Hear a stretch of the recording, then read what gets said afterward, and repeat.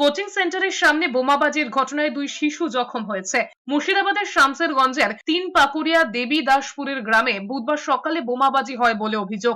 জানা গিয়েছে সকালে ওই সময় কোচিং সেন্টারে শিশুরা পড়তে এসেছিল। অভিযোগ, কয়েকজন গিয়ে কোচিং সেন্টারের দরজার সামনেই বোমা ছোড়ে বলে অভিযোগ। সেই সময় কোচিং সেন্টারে থাকা 2 নার্সারি পড়ুয়া গুরুতর জখম হন। তড়িঘড়ি 2 শিশুকে হাসপাতালে নিয়ে যাওয়া হয়। শিক্ষকের অভিযোগ, কোচিং সেন্টারের পিছনে 2 পরিবারের গন্ডগোল চলছিল, তারপরই শুরু হয় বোমাবাজি। সেই সময় বোমার স্প্লিন্টার ছিটকে গায়ে লাগে 2 শিশুর। খবর পেয়ে শামসেরগঞ্জ থানার পুলিশ ঘটনাস্থলে যায়। কারা এই ঘটনার সঙ্গে জড়িত তাদের খোঁজ শুরু করেছে পুলিশ।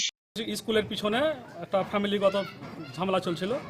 ঝামেলা চলতে গিয়ে একটা বাড়ি ভাঙচুর হয়েছিল। বাড়ি ভাঙচুর বলতে আমি ক্লাস 9-10-এর ছেলে মেয়েদের ছাড়ি, সবাই মাত্র 2 মিনিটের মধ্যে 50টা বাচ্চা বেঁচে গেছে। আর একটা আমাদের নার্সারির বাচ্চাগুলো একটা ঘরে ছিল, ঘরে আকাম হয়েছে।